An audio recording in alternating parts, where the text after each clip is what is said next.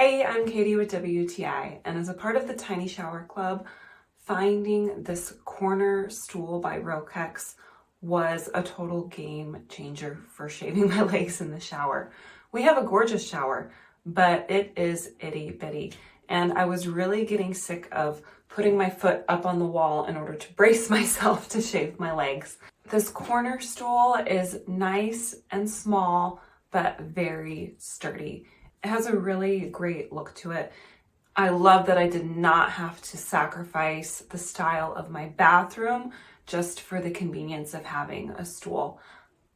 Not only did it have very easy to understand and very helpful pictures on how to put it together, but the instructions were very clear as well. A feature about this stool that I personally loved was the rubber grippers on the bottom.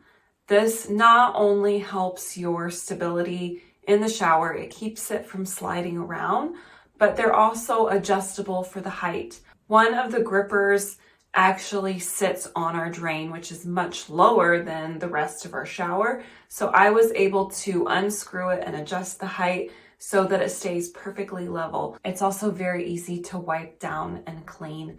This stool has saved us space and has made my life so much more convenient since getting it. I would definitely recommend it. And that's my point of view.